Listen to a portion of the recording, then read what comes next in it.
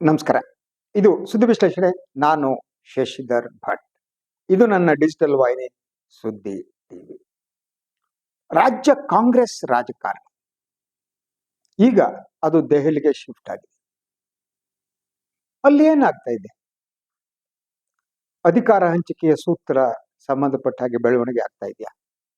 November ಕ್ರಾಂತಿ ಆಯ್ತಾ, ಮುಗಿತಾ?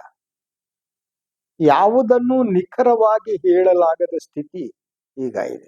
ಒಂದು ರೀತಿಯಲ್ಲಿ ಎಲ್ಲವೂ ಕೂಡ ಗುಪ್ತಗಾಮಿನಿಯಾಗಿದೆ. ನೋಟಕ್ಕೆ ಏನೂ ನಡೀತಾ ಇದ್ದ ಕಾಣ್ತಾ ಇಲ್ಲ. ಮುಖ್ಯಮಂತ್ರಿಗಳು, ಡಿಸಿ, ಉಪಮುಖ್ಯಮಂತ್ರಿಗಳು ಜೊತೆಯಾಗಿ ಕೂತ್ಕೋತಾರೆ, ಊಟ ಮಾಡ್ತಾರೆ, ನಗುತ್ತಾರೆ. ಹಾಗಿದ್ರೆ ಈ ಮೇಲೆ ನೋಡಿದ ಸ್ಥಿತಿ ಇದೆಯಾ? ರಾಜಕಾರಣ ಯಾವತ್ತೂ ಆಗಿರಲ್ಲ. ರಾಜಕಾರಣ ಮೇಲೆ ನೋಡಿದಂತೆ ಒಳಗಿರಲ್ಲ.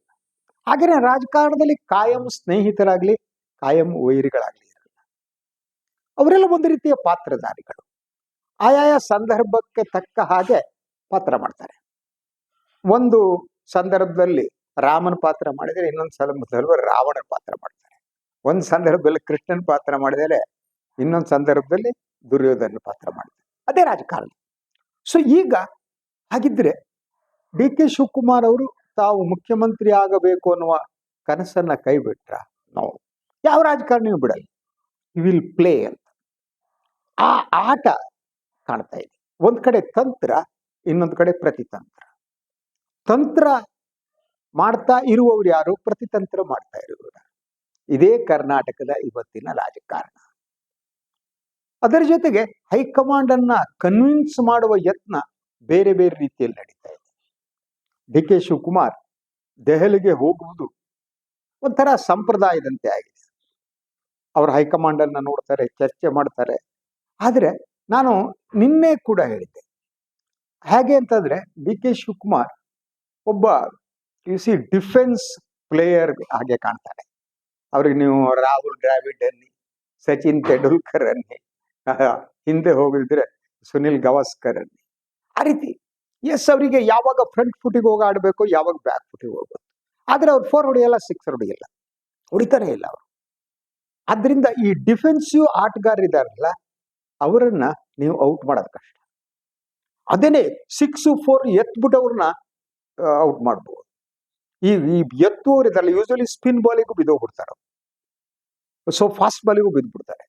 ಈ ಎತ್ತುವುದಿದೆಯಲ್ಲ, ಅದು ಒಂಥರ ನೀವು T20 ಇದೆಯಲ್ಲ, 2020 ಮ್ಯಾಚ್ ನಲ್ಲಿ ನಡೆಯುತ್ತೆ. ಆದ್ರೆ ರಾಜಕಾರಣ 2020 ಮ್ಯಾಚ್ ಅಲ್ಲ, ಇದು ಟೆಸ್ಟ್ ಮ್ಯಾಚ್. ಆದ್ರೆ 5 ದಿನದ ಟೆಸ್ಟ್ ಮ್ಯಾಚ್ ಅಲ್ಲ ಇದು. ಈ ಟೆಸ್ಟ್ ಮ್ಯಾಚ್ ಎಷ್ಟು ದಿನದ್ದು ಅಂತ ಹೇಳಕ್ಕಾಗಲ್ಲ. ಸೊ ಸಿದ್ದರಾಮಯ್ಯನವರು ಒಂದ್ ಕಡೆ ಫಾಸ್ಟ್ ಬೌಲಿಂಗ್ ಮಾಡ್ತಿದ್ದಾರೆ, ಒಂದ್ ಕಡೆ ಸ್ಪಿನ್ ಬೌಲಿಂಗ್ ಮಾಡ್ತಿದ್ದಾರೆ. ಡಿ ಕೆ ಶಿವಕುಮಾರ್ ಡಿಫೆನ್ಸಿವ್ ಆಗಿ ಆಡ್ತಾ ಇದ್ದಾರೆ. ಹಾಗೆ ನೋಡಿದ್ರೆ ಸಿದ್ದರಾಮಯ್ಯನವರು ಸುತ್ತಮುತ್ತ ಇರುವವರು ಇದಾರಲ್ಲ, ಅವರ ಕಾರ್ಯಾಚರಣೆ ನೋಡೋದಕ್ಕೆ ಕಾಣುತ್ತೆ ಮೇಲ್ಗಡೆ. ಡಿ ಕೆ ಶಿವಕುಮಾರ್ ಕಾಣಲ್ಲ. ಅವ್ರ ಸುತ್ತಮುತ್ತಲಿರೋ ಒಂದು 2-3 ಜನ ಇದ್ರು ಮಾತನಾಡುವವರು, ಅವ್ರ ಬಾಯನ್ನು ಡಿ ಕೆ ಶಿವಕುಮಾರ್ ಮುಚ್ಚಿದ್ದಾರೆ. ಸೊ ಆದ್ರಿಂದ ಇಡೀ ಕಾಂಗ್ರೆಸ್ ರಾಜಕಾರಣ ಒಂದು ಕುತೂಹಲಕರ ಘಟ್ಟಕ್ಕೆ ಬಂದು ನಿಂತಿದೆ.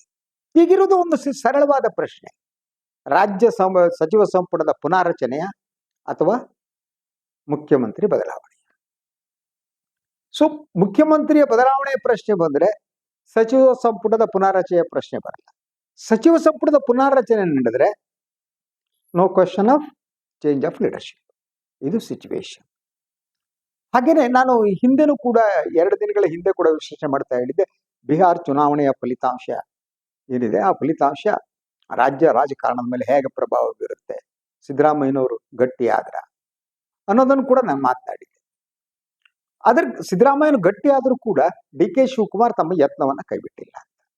ನಿನ್ನೆ ಅವರು ಸುಮಾರು 45 ನಿಮಿಷಗಳ ಕಾಲ ಅಖಿಲ ಭಾರತ ಕಾಂಗ್ರೆಸ್ ಸಮಿತಿಯ ಅಧ್ಯಕ್ಷರ ಜೊತೆ ಮಾತನಾಡಿದ್ರು. ಅವರ ಜೊತೆಗೆ ಅವರ ಸಹೋದರ ಸುರೇಶ್ ಕೂಡ ಇದ್ರು. ಅವರು ಮಾತನಾಡಿದ್ದೇನು, ಅವ್ರ ಪ್ರಕಾರ ಮೀಡಿಯಾ ಕೇಳಿದ್ದು ಏನಿಲ್ಲ, ನಮ್ಮ ಪಾರ್ಟಿ ಆಫೀಸ್ಗಳಿಗಿಲ್ಲ, 100 ಕಡೆ ಆಫೀಸ್ ಮಾಡ್ತಾ ಇದೀವಿ, ಅದಕ್ಕೆ ಉದ್ಘಾಟನೆ ಮಾಡಕ್ ರಾಹುಲ್ ಗಾಂಧಿ ಬರ್ಬೇಕು ಅಂತ ಆಸೆ, ಇವರು ಬರ್ಬೇಕು ಅಂತ. ಅಷ್ಟೇ ಇರಕ್ ಸಾಧ್ಯ ಅಲ್ಲ. ಕೂಲಿ ಕೇಳಿರ್ತಾರೆ. ಡಿ ಕೆ ಶಿವಕುಮಾರ್ ಕೂಲಿ ಕೇಳ್ತಾರೆ, ನಾನು ಪಕ್ಷವನ್ನ ಸಂಘಟನೆ ಮಾಡಿದ್ದೇನೆ. ಅದನ್ನ ನಿನ್ನೆ ಮತ್ತು ಇವತ್ತು ಮಾತನಾಡುವಾಗ ಇಂಡೈರೆಕ್ಟ್ಲಿ ಹಿ ಟೋಲ್ಡ್ ದಟ್, ನಾನು ಪಕ್ಷವನ್ನ ಸಂಘಟನೆ ಮಾಡಿದವನು, ನಾನು ಹಿಂದೂ ಮಾಡಿದ್ದೇನೆ, ಈಗಲೂ ಮಾಡ್ತೇನೆ, ಮುಂದೆ ಮಾಡ್ತೇನೆ. ಅದ್ರ ಜೊತೆಗೆ ಅವರು ಅವಾಗ ಸ್ಪಷ್ಟಪಡಿಸೋದು, ನಾನು ಪಕ್ಷ ದ್ರೋಹ ಮಾಡಲ್ಲ, ಪಕ್ಷಕ್ಕೆ ಮುಜುಗರವನ್ನು ಉಂಟು ಮಾಡಲ್ಲ, ಬ್ಲ್ಯಾಕ್ ಮೇಲ್ ಮಾಡಲ್ಲ. ಈ ಮಾತು ಬಹಳ ಅರ್ಥಪೂರ್ಣವಾದ್ದು. ಇದ್ರ ಹಿಂದೆ ಬೇರೆ ಬೇರೆ ಟೋನ್ಗಳಿವೆ. ಹಾಗಿದ್ರೆ ಕಾಂಗ್ರೆಸ್ನಲ್ಲಿ ಬೇರೆಯವರು ಬ್ಲ್ಯಾಕ್ ಮೇಲ್ ಮಾಡ್ತಿದ್ದಾರಾ? ನಾನು ಮಾಡಲ್ಲ ಅಂದ್ರೆ ಇನ್ನೊಬ್ರು ಮಾಡ್ತಾರಂತ ಅರ್ಥ ಅಲ್ವಾ? ಸೊ ಆ ಪ್ರಶ್ನೆಯನ್ನು ಅವರು ಮುಂದಿಡ್ತಾರೆ. ಅದರ ಜೊತೆಗೆ ಅವರು ಪಕ್ಷ ನಿಷ್ಠೆಯನ್ನ ವ್ಯಕ್ತಪಡಿಸುವ ಮೂಲಕ ಇಡೀ ಬೆಳವಣಿಗೆಯ ಜವಾಬ್ದಾರಿಯನ್ನ ಕಾಂಗ್ರೆಸ್ ವರಿಷ್ಠರ ತಲೆ ಮೇಲೆ ಹಾಕಿದ್ದಾರೆ. ಕಾಂಗ್ರೆಸ್ ವರಿಷ್ಠರ ತಲೆ ಮೇಲೆ, ನೋಡಿ ನಾನು ಕೆಲಸ ಮಾಡಿದ್ದೀನಿ, ನಾನು ಕೂಲಿ ಕೊಡಿ, ನಿಮ್ಮ ಜವಾಬ್ದಾರಿ. ಅದರ ಜೊತೆಗೆ ನಾನು ಪಕ್ಷನಿಷ್ಠ, ಪಕ್ಷವನ್ನು ಕಟ್ಟಿದ್ದೇನೆ, ನನಗ ಆ ನಿಷ್ಠೆ ಇದೆ, ನನಗೆ ಕೊಡಿ. ಸೊ ಆದ್ರಿಂದ ಅವರ ಈ ಮೂವ್ ಏನಿದೆ, ಈ ಡಿಫೆನ್ಸಿವ್ ಬ್ಯಾಟಿಂಗ್ ಏನಿದೆ, ಇದು ಹೈಕಮಾಂಡ್ ಅನ್ನ ಸೀರಿಯಸ್ ಆದ ಒಂದು ಡೈಲಮಾಕ್ಕೆ ತಳ್ಳುತ್ತೆ. ಅವರಿಗೆ ಹೇಗೆ ಅಂದ್ರೆ ಸಂಪೂರ್ಣವಾಗಿ ಡಿ ಕೆ ಶಿವಕುಮಾರ್ ಅವರ ಬೇಡಿಕೆಯನ್ನು ತಳ್ಳಿ ಹಾಕೋದಕ್ಕೂ ಆಗಲ್ಲ. ಆ ಬೇಡಿಕೆಯನ್ನ ಈಗ ಈಡೇರಿಸುವ ಸ್ಥಿತಿ ಕೂಡ ಇಲ್ಲ. ಈಡೇರಿಸುವ ಸ್ಥಿತಿ ಯಾಕಿಲ್ಲ ಅಂದ್ರೆ, ಇಡೀ ಕಾಂಗ್ರೆಸ್ ರಾಜಕಾರಣ ಇದೆಯಲ್ಲ ಇವತ್ತು, ಅದು ಈಗ ನಿಂತಿರುವುದು ಅಹಿಂದ ರಾಜಕಾರಣದ ಮೇಲೆ. ಕಾಂಗ್ರೆಸ್ ಮತ್ತೆ ಬರಬೇಕು ಅಂದ್ರೆ ಅವರು ಈ ಅಹಿಂದ ರಾಜಕಾರಣವನ್ನೇ ಮಾಡಬೇಕು. ಈಗ ಅದು ಬಿಹಾರ್ ಚುನಾವಣೆ ತೋರಿಸ್ಕೊಟ್ಟಿದೆ, ಈ ಹಿಂದುಳಿದ ವರ್ಗಗಳ ರಾಜಕಾರಣವನ್ನ ನಿತೀಶ್ ಕುಮಾರ್ ಹೇಗೆ ಡಿಫ್ರೆಂಟ್ ಆಗಿ ಮಾಡಿದ್ರು ಅಂತ, ಮಾಡ್ಬಿಟ್ಟು ಜೈ ಬೈರಿ ಬರೆಸಿದ್ರು ಅಂತ. ಸೊ ಹಾಗೆ ಕರ್ನಾಟಕದಲ್ಲೂ ಕೂಡ ಈ ಹಿಂದುಳಿದ ವರ್ಗಗಳ ರಾಜಕಾರಣವನ್ನ ನೀವು ನಿರ್ಲಕ್ಷ್ಯ ಮಾಡಕ್ಕಾಗಲ್ಲ. ಅದು ಒಂಥರ ಹೇಗೆ ಗೊತ್ತಾ, ಸುಪ್ತವಾಗಿರುವ ರಾಜಕೀಯ ಶಕ್ತಿ ಅಂತ, ಅದ್ ಮೇಲ್ಗಡೆ ಕಾಣಲ್ಲ. ಯಾಕೆಂದ್ರೆ ಈ ಬಹುತೇಕ ಈ ಹಿಂದುಳಿದ ವರ್ಗದ ಸಮುದಾಯದವ್ರು ಯಾರಿದ್ದಾರೆ, ಅವ್ರು ಫೇಸ್ಬುಕ್ನಲ್ಲೋ ವಾಟ್ಸಪ್ ಯೂನಿವರ್ಸಿಟಿಲೋ ಬಂದು ಕೂಗಾಡಲ್ಲ, ಅವ್ರು ಮೌನ ಮಾಡಿರ್ತಾರೆ. ಹಾಗೆ ನೋಡಿದ್ರೆ ಈ ರೀತಿ ಕೂಗಾಡುವವರು ಮಾಡೋರು ಮೇಲ್ಜಾತಿಗಳೇ. ಅವರು ಈ ಬಹುತೇಕ ನೋಡಿ, ನೀವು ಈ ವಾಟ್ಸಪ್ ಯೂನಿವರ್ಸಿಟಿ, ಫೇಸ್ಬುಕ್ ಇದನ್ನೆಲ್ಲ ಹಿಡಿದಿಟ್ಟುಕೊಂಡವರು ಸಮಾಜದ ಮೇಲ್ವರ್ಗದ ಮೇಲ್ಜಾತಿಯ ಜನ. ಅವರೊಂದು ವಾತಾವರಣವನ್ನು ಸೃಷ್ಟಿಸೋಕೆ ಟ್ರೈ ಮಾಡ್ತಾರೆ. ನೀವು ಈ ಫೇಸ್ಬುಕ್ ನೋಡ್ಬಿಟ್ರೆ ನೀವು ಅವ್ರು ಮಾತನಾಡೋದು ಎಲ್ಲ ಅವರೇ, ಎಲ್ಲ ಮೇಲ್ಜಾತಿ. ಅವ್ರು ನೀವು ಸರ್ ನೇಮ್ ನೋಡಿದ್ರೆ ಗೊತ್ತಾಗ್ಬಿಡುತ್ತೆ. ಸುಮ್ಮನೆ ಕುತ್ಕೊಂಡು ಕೌಂಟ್ ಮಾಡ್ತಾ ಹೋಗಿ ಯಾರು ಅಂತ. ಸೊ ಅವರು ಎಲ್ಲಿವರೆಗೆ ಹೋಗ್ತಾರೆ ಅಂದ್ರೆ, ಅವ್ರಿಗೆ ಒಂದು ಏನಾಗಿದೆ ಅಂದ್ರೆ, ಸಿದ್ದರಾಮಯ್ಯನವ್ರನ್ನ ಸಹಿಸಿಕೊಳ್ಳೋದಕ್ಕೆ ಸಾಧ್ಯ ಆಗ್ತಾ ಇಲ್ಲ. ಅವರ ದಲಿತರು, ಹಿಂದುಳಿದ ವರ್ಗಗಳು ಮತ್ತು ಅಲ್ಪಸಂಖ್ಯಾತರ ಪರವಾಗಿರೋದನ್ನ ಈ ಮೇಲ್ಜಾತಿಗಳಿಗೆ ಸಹಿಸಕ್ಕಾಗಲ್ಲ. ಆದ್ರಿಂದ ಹಾಗೆ ಹೀಗೆ ಅಂತ ಇವತ್ತು ನೋಡ್ತಾ ಇದ್ದೆ, ಸಿದ್ದರಾಮುಲ್ಲಾ ಖಾನ್ ಹಾಗೆ ಹೀಗೆ, ಅವ್ರ ಫ್ರಸ್ಟ್ರೇಷನ್ ಅದು. ಆ ಫ್ರಸ್ಟ್ರೇಷನ್ ಇದೆ, ಆ ಫ್ರಸ್ಟ್ರೇಷನ್ ಇವನ್ ಬಿಜೆಪಿಯಲ್ಲೂ ಇದೆ. ಆ ಫ್ರಸ್ಟ್ರೇಷನ್ ಹೇಗೆ ಆಗ್ತಾ ಇದೆ ಅಂತಂದ್ರೆ ನೋಡಿ, ನೀವು ಕಳೆದ ಕೆಲವು ತಿಂಗಳುಗಳಿಂದ ವಿಧಾನಸಭೆಯ ಪ್ರತಿಪಕ್ಷದ ನಾಯಕ ಆರ್ ಅಶೋಕ್ ಅವರು ಹಾಗೆ ಬಿಡುತ್ತು ಡಿ ಕೆ ಶಿವಕುಮಾರ್ ಮುಖ್ಯಮಂತ್ರಿ ಆಗ್ತಾರೆ ಹೇಳ್ತಾ ಬರ್ತಿದ್ರು. ಯಾಕೆಂದ್ರೆ ಅವರಿಗೆಲ್ಲ ಬೇಕಾಗಿದ್ದು ಏನಾಗಿತ್ತು ಅಂದ್ರೆ, ಕಾಂಗ್ರೆಸ್ ಒಳಗಡೆ ಒಂದು ವಿಪ್ಲವ ಉಂಟಾಗಬೇಕು ಅಂತ.